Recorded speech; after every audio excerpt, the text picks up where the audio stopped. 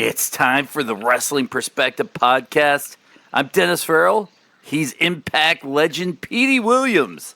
Legend, how's she going, eh? It's going good. We've got a lot to talk about. We'll talk about the tapings, you and Scott Steiner. We'll talk about our friend Chris Sabin coming up here in a little bit. We'll talk a little bit about the Petey Williams contract negotiation. You like how wow, okay. Should we lead off at least with the negotiation? Yeah, sure. Let's lead off with that. Well, as we've talked in past episodes, you are on I'd say a month-to-month contract with Impact, and you're more than happy to be there. But you've recently been kind of flirting or negotiating with Impact management for a long-term contract. Yeah, I mean, I can't get specifically into details. It's confidential. But, it came down to it that right now for both parties, it's not a good time to proceed in a long-term contract. So, it's to be determined. See what happens in the future.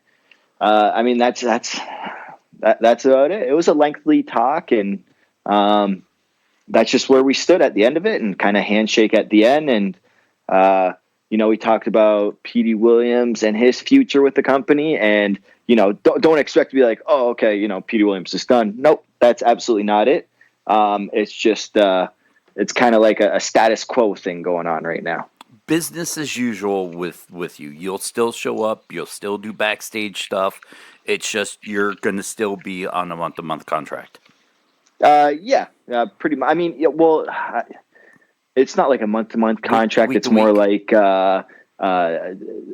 dates, like per appearance, kind of like a X amount of dates kind of deal. Okay. It's the best way to put it, I guess. So it's one of those things where we assume PD will be at just about all the tapings and helping out backstage, but we're not going to make anything official. Yeah,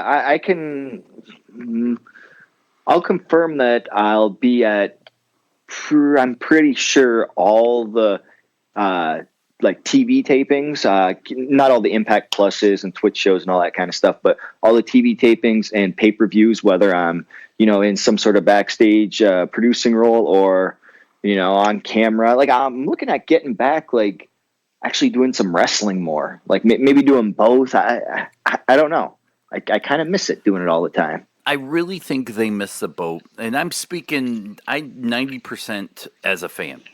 You are one of the few, if not the only original TNA guy still left, right? Let's look up and down. Minus Scott Steiner, who doesn't really do much on screen at all. Are you're the only TNA guy there still? Former TNA guy? Yeah. I would probably say, yeah. I remember Abyss was for the longest time, as well as, Sanjay, I like to look at as an original as well, because he was there since the early days. But people that were there when it was actually TNA, I don't really think there's anybody that comes to mind. Rhino doesn't count because he just came back. Yeah, Rhino just came back, and he was there. Like TNA was already, he was in WWE when TNA was like getting the ball rolling and stuff like that, and that's when other people started to jump ship over to TNA back in the day. So would I count him as an original? No. That's debatable, but when I look at Rhino, I look at him as like, an ECW guy or a WWE guy that, comes to TNA, because he was only with TNA. I think he had 2 stints there, one for a year, then another one, I think, or I really can't remember, but he is a former NWA TNA champion, heavyweight champion. So, you kind of look at him as an original. See, I don't. I look at him as you said, ECW, WWE guy. Yeah, he made his name somewhere else prior. Like, so that when I look at a TNA guy, it's like, okay, they made their name with TNA. That's how I look at a TNA original. But here's why I wouldn't view him as a TNA guy compared to you, is because he just left WWE to come back to Impact, right?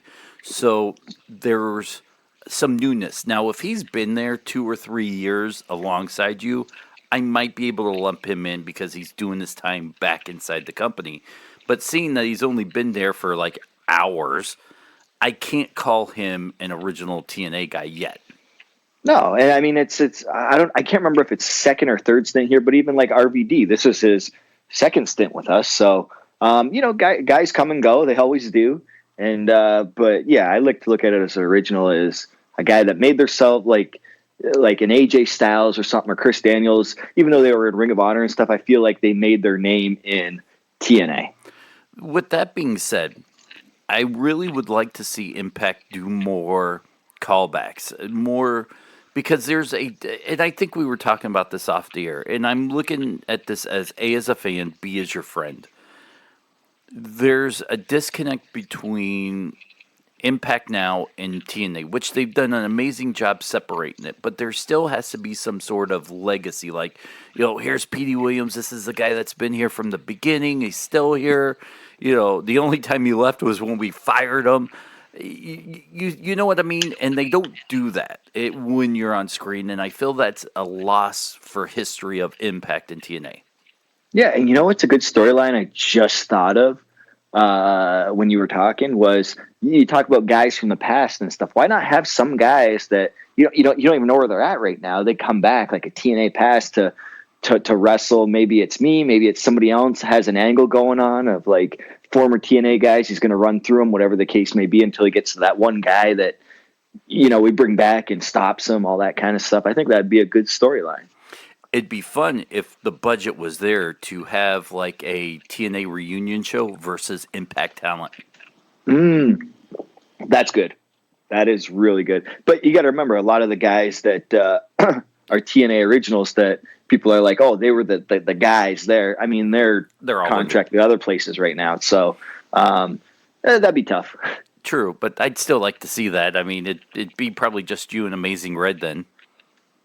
Me and Amazing Red, who is in the Super Junior Cup, by the way. He, I guess, came out of retirement for this one or whatever the case may be. So that's exciting. He's been going at it for 20 years. This is his first Super Junior Cup. So congrats to, as Dusty Rhodes would say, congrats to Baby Red. Baby Red? That's what he used to call him, Baby Red. Oh, that's awesome. So that would be the only thing I think I would do different with you if you were to come back, is try to at least push a little bit of the PD legacy. I would love to see, and once again, as a friend, I'd love to see you make one more run as an X Division champion, just to put over the next group of X Divisions, because I look at some of these guys, and I'm very, very friendly, and I'm friends with a lot of the X Division guys, but I don't feel the same connection to that X Division championship as I did when it was you and AJ Styles and Chris Sabin and all those guys. Well, I mean, I'll tell you what, Rich Swann did a hell phenomenal of a job, like being the X Division champion. Rich Swann, I feel, is like one of our best. And we're not one of the best in the world. I really like Rich. But I mean, he had his run and stuff like that, and it's time to pass it on. And the one thing right now is, and this was always tough about the X Division. Always, it always was. This isn't a new thing, but we have these matches and do phenomenal things in the ring and stuff like that. It's hard to find like a true heel that somebody wants to boo, like Jake Christ. He's that guy. Like he's always the guy that's in as the bad guy in the matches. When we have if you look back on our multiple man matches, Jake Christ is in there, being the bad guy that can be the heel. And, it paid off for him because now he's the X Division champion, I mean, but right now, I mean, if you look at our other heels in the X Division, yeah, I mean, we lack them right now. Do I like being a heel? Absolutely. Can I do that? Do I think it's possible to do it right now like that in my career? I think that it's possible if we do it right, but would it be believable? I don't know. Just because I'm at that stage right now where people are like, well, we're going to cheer him because he's Petey and he's it would have been hard to boo Jerry Lynn when he's been around for so long. Kind of like I'm kind of getting that kind of vibe now from the fans where it's like, oh, we can't boo him because he's been around for so long. I disagree. I think you would need a drastic change in your look.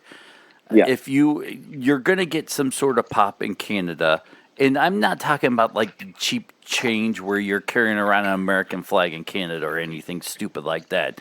I'd be disappointed if that was the route they had you go as being a heel. I would like to see you'd have to turn on somebody beloved in Canada in order to get the booze. I mean, out of nowhere.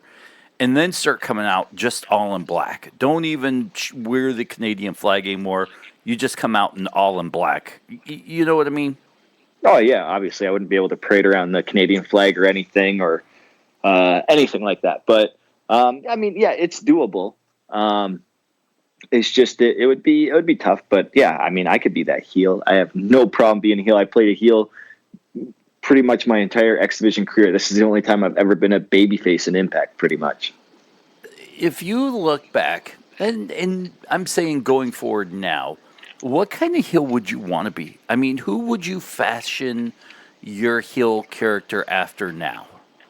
I like those guys that like if you look at somebody like a Sammy Callahan, he just got that smug look. He looks and he just doesn't allow people to cheer him. You know what I mean? Anytime you don't try to do anything cute or anything like that in the ring, which is tough because I have the Canadian Destroyer, but people, don't see it as cute anymore. So that's another thing.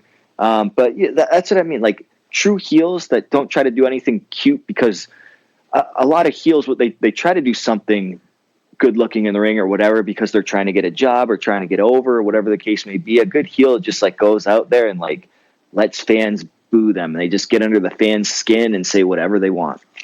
I would like to see a Petey Williams, almost egotistical, as we call back to our earlier conversation, egotistical legends attitude, where you remind everybody that you are the man, you're the greatest, you've been around forever, and you deserve it.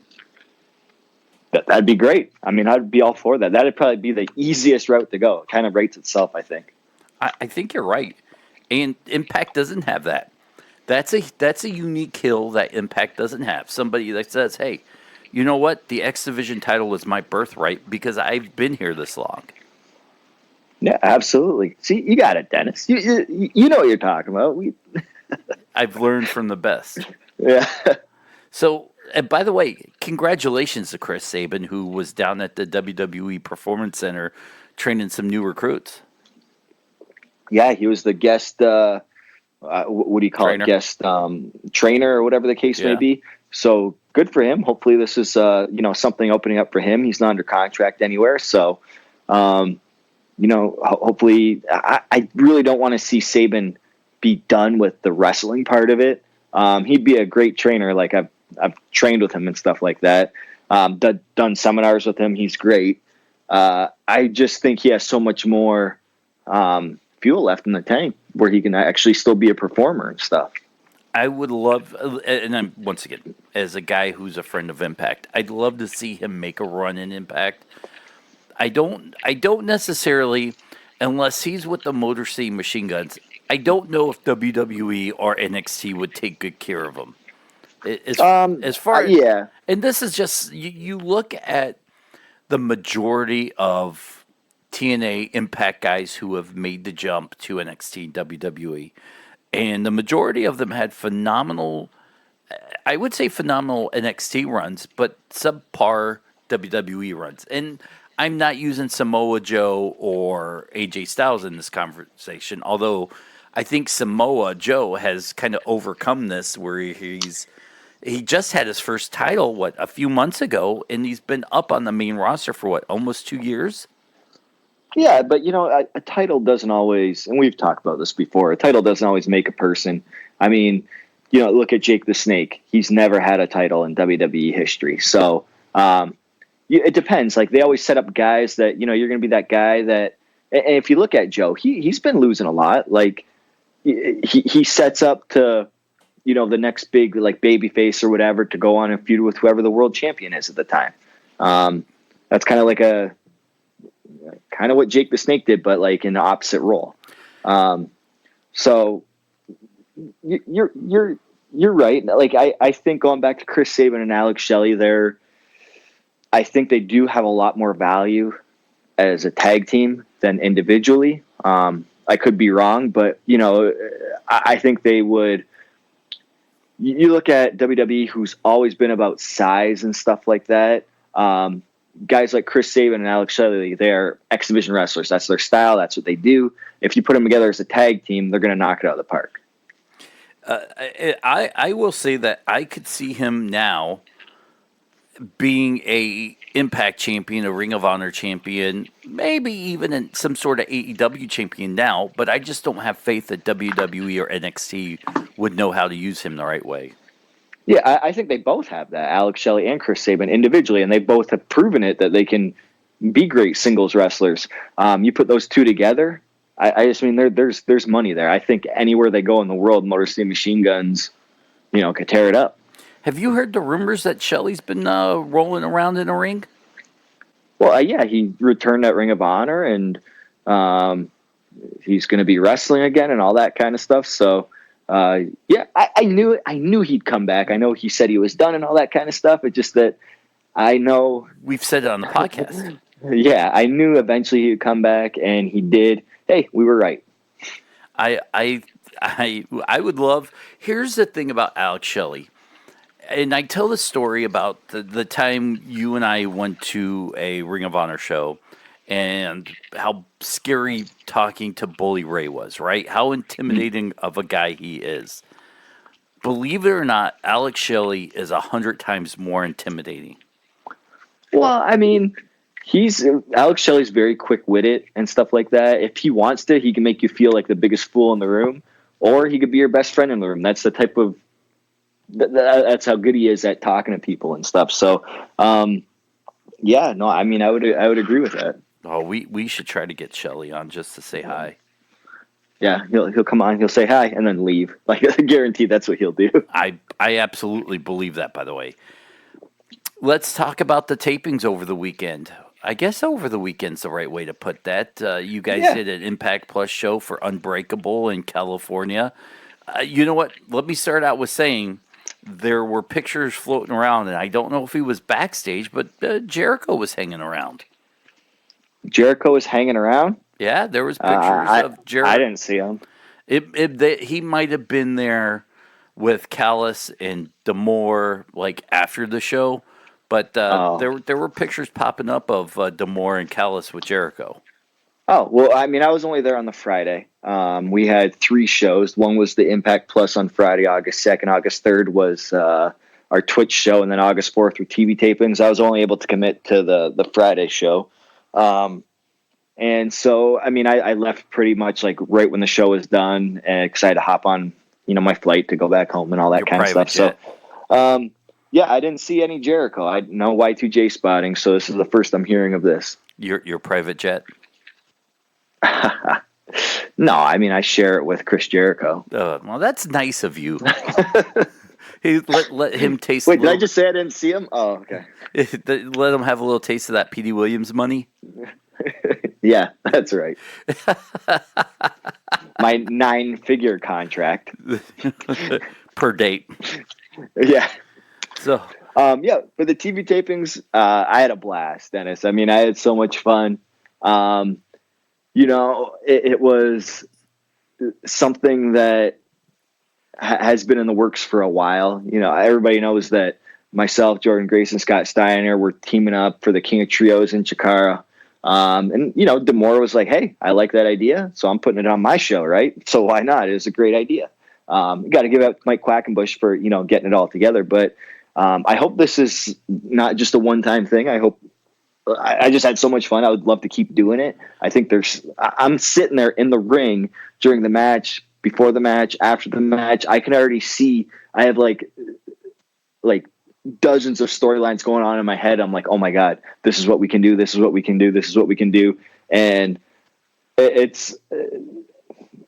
think we have so much like TV material that we can do with that. But it was a great time. I mean, when we came out, it was, the place was great. Scott Steiner's promo was hilarious. He gets it now. I know people on the internet and stuff, they think that like we're making fun of Scott and his math and stuff like that. He gets it now. He's in on the joke. He talks about math and stuff like that and adds new math for his promos, and the place absolutely eats it up. So Scott gets it. He definitely does. Let me start with this question. Impact doing this match now, do you think that takes away from the excitement of King of Trios down the line? Yeah, I think so. I mean, in all honesty, like if you watched it on the Impact Plus app, then you've seen it. You'll just see us against three different people. But you know, and it's tough. Like the match is tough because what we have in the match is you have me, and then you have Jordan Grace, who's a female. You can't really have guys punching females in the face and stuff like that, or taking a heat on a female. That's tough. And then you have Scott, who's near the end of his wrestling career, and he still goes. He's still throwing suplexes and stuff like that, but not as agile as he used to be, obviously. So you'll see a lot of Petey Williams in the match if you haven't watched it, because who's going to do a lot of the work that makes sense psychology wise in this match. It's going to be me, until Scott Steiner saves the day. So.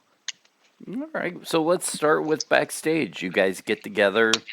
I've seen your process. I know how you like to do things, because there's a period where you're with the guys figuring things out, and then you go off alone and go over stuff in your head as you stretch. You see Scotty. How was the initial, Scotty, what's up? Oh, yeah, it was great. We did the whole, shooting the breeze. We were eating. Asking me where I live now and all that kind of stuff, or if I'm still living in the same place. I'm asking about his kid, just like catching up old times, that boring stuff that people don't really care about, except for him and I. So we get caught up, and then after we get caught up, I say, okay, this is what we got. Then it's down to business. This is what we got going on, and blah, blah, blah. And, he threw out an idea, and I was like, okay, let's see if I can make this happen. And eventually we got all together. And it's kind of funny because wrestling, let's talk about the evolution of wrestling. Wrestling has evolved since, the 80s, 90s, even 10 years ago. It's evolved, and if you watch any wrestling match from the 80s or 90s, it's like tag team match. You make a tag to your partner, the babyface comes in, he clears house, and they pretty much finish up the match relatively quick. Nowadays, the psychology of wrestling is not like that. I mean, it goes to that, but then you build it up more and more and more. And this is kind of how I was talking about before, like how there's no true heels left, because the heels before were just bump and feed, and the comeback bump and feed, and that's it. Maybe they cheat to win, or maybe they would lose, or whatever the case may be. But now, you got the heels doing false finishes at the end and stuff like that. That's unheard of back in the 80s and 90s. So when we're calling the match, I thought it was not funny, but Scott's like, he gets the comeback and stuff, and I said, yeah, and we'll do this, this, and this afterwards. And everybody's afraid of Scott, so they don't want to say anything to Scott, everybody else in the match. And he just looks at me and he goes, that doesn't make sense. And I said, I know it doesn't. And he goes, well, then why are we doing it? I'm like, that's just the way it's done now. And he said, did somebody change the psychology of wrestling? And I laughed, and I'm like, kind of, like, yeah. And then, so we met on a happy meeting and stuff like that, because he's absolutely right. It doesn't make sense. Like, Scott Steiner comes in, okay, if you're looking at this, like, he clears house, gives the guys clotheslines and suplexes and stuff like that, and then the guy gets up. Either Scott Steiner's really weak, or that other guy's really strong. So when you look at the psychology of wrestling, he's absolutely right. So we take the evolution of what it is today. It doesn't make sense, but that's just the way the fans are conditioned to watching it now, and the wrestlers are doing things. So it's just interesting, that dynamic of like when you're putting this match together and stuff like that. But again, great time, because Scott Steiner doing a Frankensteiner off the top rope at whatever he is, 57 years old. I mean, this is crazy. I hope I can do that like in 20 years from now. Oh my gosh, I saw a little bit of the highlights of that, and I even saw the little bit of the tush slap that he gave Jordan. Yeah, I mean, that's fine. Like, so he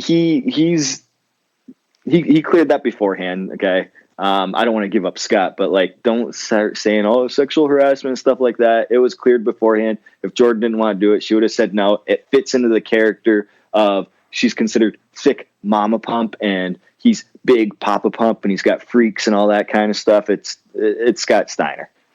Let's talk a little bit, and I don't know how much of a conversation it was. You're about to go back out on the Impact Plus app for your 3-man tag team, match. You look over, and he's coming out with an NWO shirt. Was he wearing an NWO shirt? He was wearing. I don't think he was. He was. I know he wrestled at Bar Wrestling the night before. Joey Ryan's promotion. He had an NWO shirt. Was he wearing an NWO shirt? Yep. Okay. Well, if you say so, then you say so. Yeah, I think that's totally fine.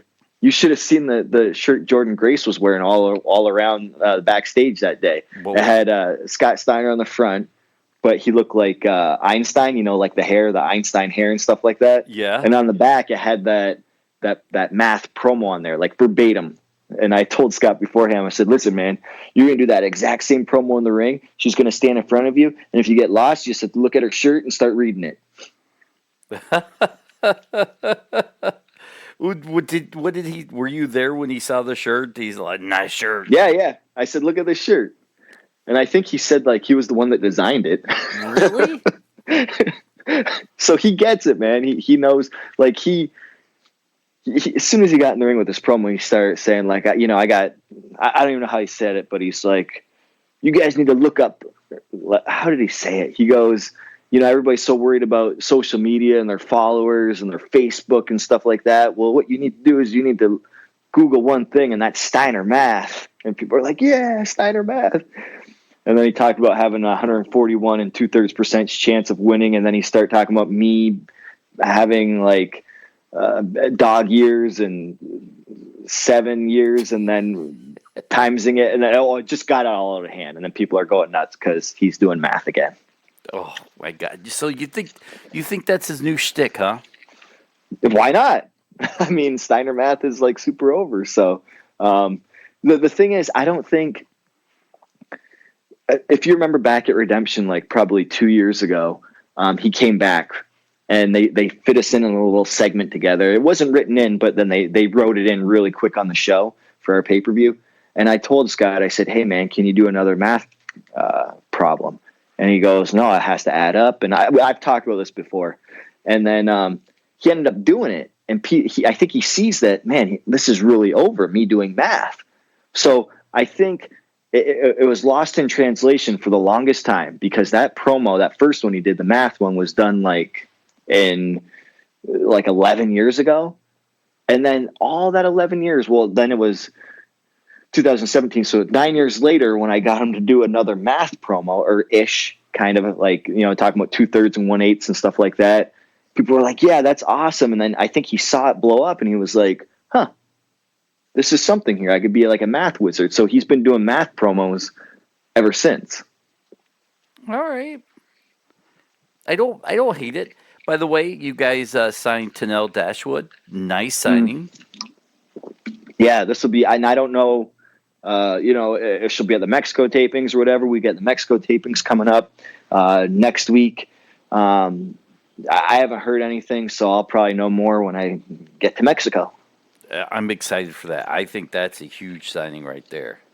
Yeah, that brings a lot to the table there. I mean, and we've been going in the right direction. You saw that, Rhino just re-debuted like less than a month ago. Mm-hmm.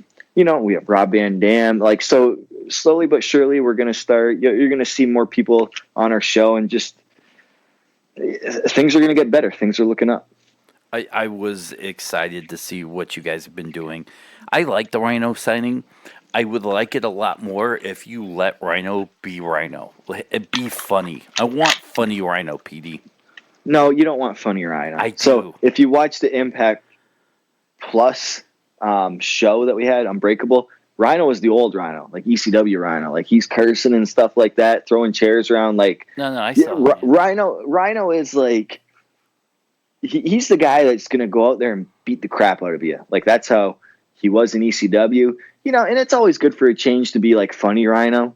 And there's always a room for that, but and you and I know, because we've talked to him and he is hilarious. It's just that funny. They always say funny doesn't draw money.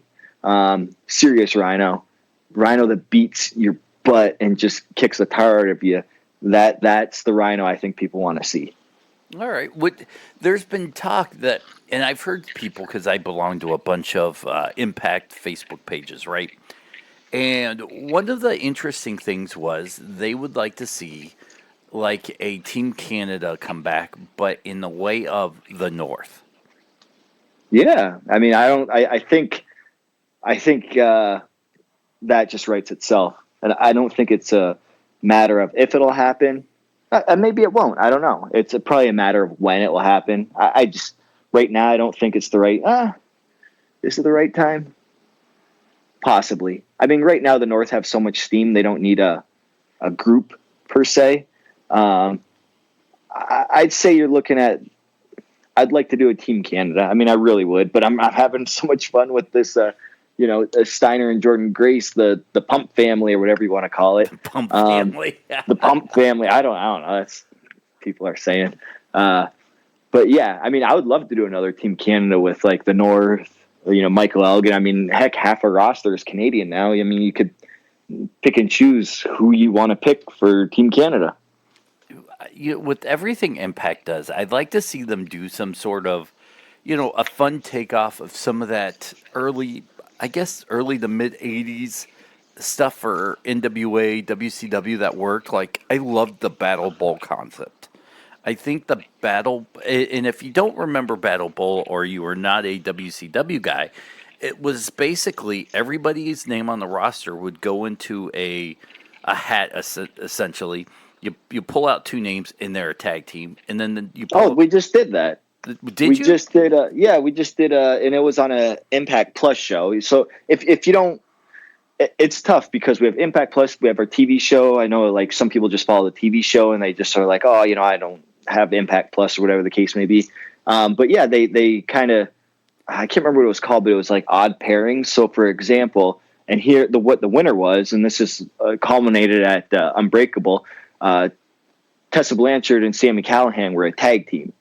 And then, I think, Willie Mack and, I don't know, Michael Elgin was tag team. And, there's a bunch of different tag teams. I think Dave, Chris, your other co-host for your other show, was tag teams with Trey from the Rascals. So, anyways, it was a tag team tournament, and the winning team got to face each other for Impact World Title shot. So, Tessa and Sammy won. And then now you saw at Impact Plus, they fought each other, and the winner gets a Impact World Title shot. And at Impact Plus, the Unbreakable, that's when Sami Callihan beat Tessa again. I like that idea. I'm glad that happened. I'm sad. I'm gonna have to go back and watch. Yeah, it was really good, and that's the thing. We have a lot of content out there that people are missing a lot. They think Impact Plus just another I don't know, WWE Network or something like that. No, there's original content on there. If you just watch our TV show, then you're missing when this past weekend Unbreakable. You had Sammy and Tessa go against each other. Winner's the number one contender. And then prior to that, they had the tag team mashup. I can't remember what it was called. The something mashup.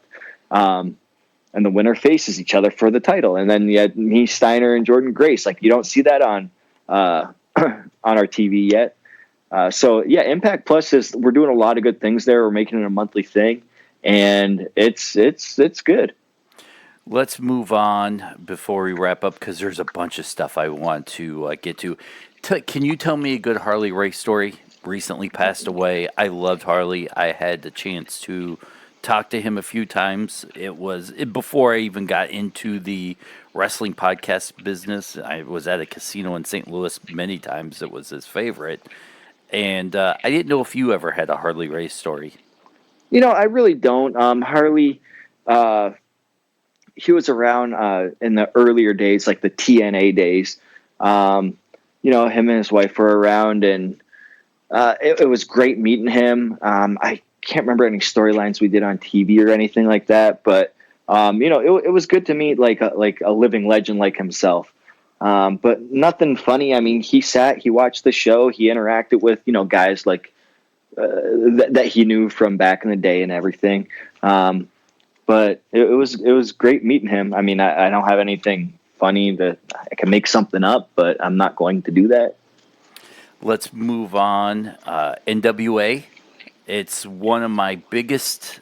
I guess I like to critique them that they've run this whole roaming champion angle a little bit too long. They needed to upstart and start doing some sort of promotion. And Billy Corgan comes out today with a video and it basically announces that soon from Atlanta, Georgia, the first set of tapings will take place Monday, September 30th and Tuesday, October 1st. There's no word yet of where in Atlanta the tapings will take place or where the series will air, but it's a start. Yeah, this is good. I mean, WWE's been around forever, right? Mm-hmm. And then, you have Impact, Ring of Honor, all have their own TV shows, right? AEW now. You got now NWA. I mean, this is great because there's so much great talent out there that you're going to see a lot of great wrestling on TV, no matter where you tune into. It's nice because I'm, like I said, NWA guy, WCW guy. And if I will watch AEW. I will give them a chance. I will always watch WWE because it's kind of in all of our bloods as wrestling fans. I watch Impact because I know the guys and I want to support the product. But I'm really excited for NWA if they do this right. Yeah, and I have no idea if it's going to be an hour show, 2-hour show. I know when we got our television show on Impact, it started off as an hour, and then it went up to a different network. And then it went to 2 hours, and it grew from there. So it'll be interesting to see. I'm excited to see what and they better announce it soon because September 30th is like what. How we're in like mid-August right now, almost. Mm-hmm. It's like 6-7 weeks away. So I mean, I think they're going to have a lot of good announcements coming up soon.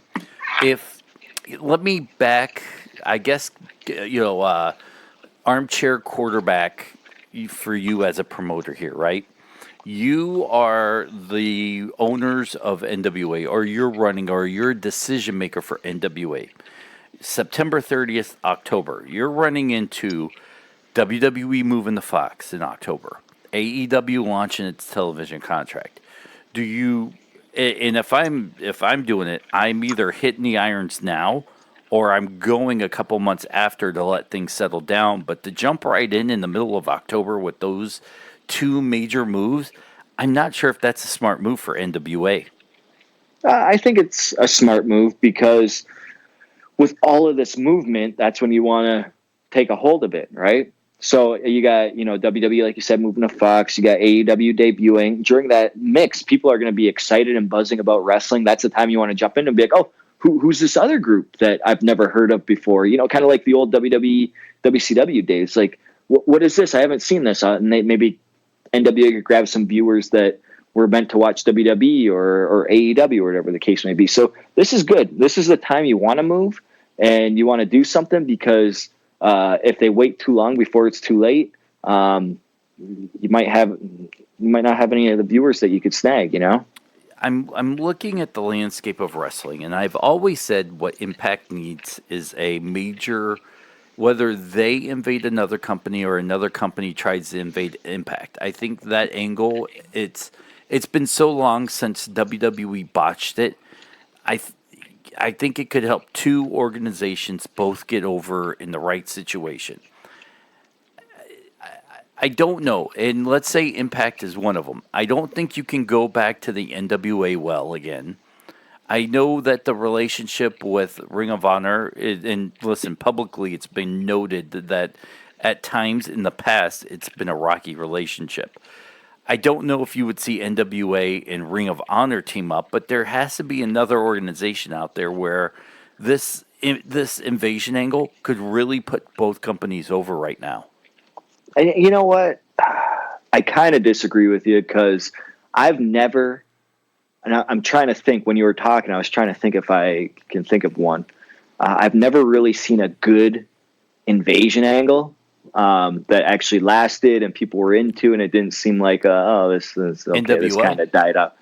Yeah, NWO, right? But that was within the own company. Like those guys were signed contract with WCW. I mean, an actual, and when WCW came to WWE, that wasn't a good invasion angle, I didn't think. But if you had like a true invasion angle where two companies got together, I think it would be too hard because you got, and I believe we spoke about this before a while ago on, like say if Ring of Honor or something came over to Impact, for example, and vice versa, if we were on each other's shows, it just wouldn't work because you have two different, vice presidents, two different head writers that would clash, and it'd be super hard to book that. I mean, you'd have to make a lot of like bargaining, like, okay, this guy will lose, but then this guy has to lose, and so on and so forth and all that.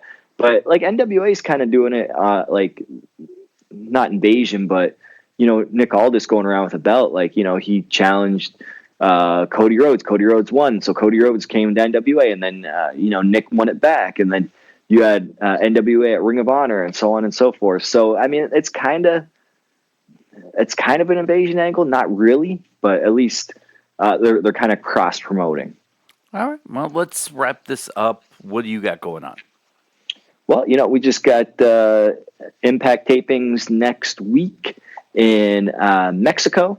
And then coming up down the line, we got Vegas in beginning of September. And then they announced Bound for Glory October 20th in Chicago. So that'll be fun. Now, looking forward to that. Now, listen, I do this all the time, and you big time me. Is Chicago close enough for you to drive? I'll probably drive to it. Maybe. It is close enough to drive, yeah. All right. Maybe. It's actually like the same distance as Toronto for us. All right. Maybe that's something we do together then. Yeah, absolutely. Let's get the band back together. Let's get it back together. It's been a while. All right. Listen, first and foremost, Blue Chew, go to bluechew.com. Use the promo code Perspective. With that, using the promo code, you get your first order for free.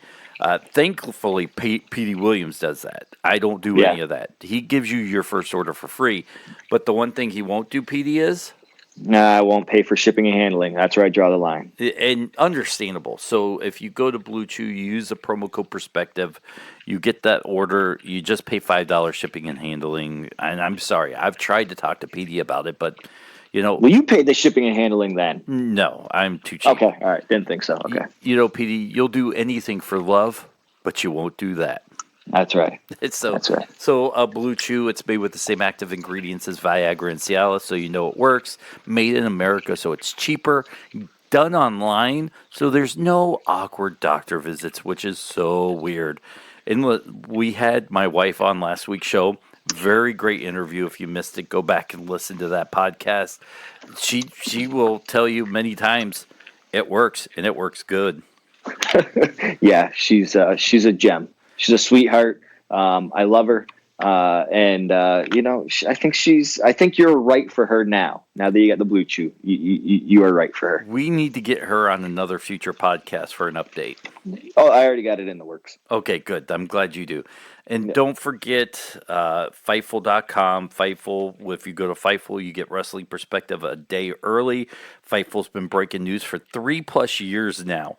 They've launched a premium service, which I'm a big fan of. You can get a ton of podcasts over at Fightful Select. They've got, 205 Live, NXT, NXT UK, Impact, Ring of Honor, New Japan, NWA, Q&A shows, alternative and dark match commentary, AEW stuff, even us now. So everything you need, you go to Fightful.com. PD, oh, by the way, Wrestling Perspective helped the show grow. Do you know how it helps grow? Word of mouth. Absolutely. I cut you off. I didn't know where you were going. I didn't know where I was going to have you say it. But I was going to make sure that you were following the same, where I wanted to go with that. So go to WrestlingPerspectivePodcast.com.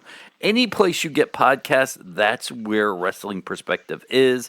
So go there, subscribe, share it with your friends, tell your friends. We're on Facebook at Wrestling Perspective Podcast, on Twitter at, WP_pod? I thought it was W_pod, something like that. No, I think it's WP_pod. And you Wow, can we don't even know. But that's good. follow, find it. I don't care.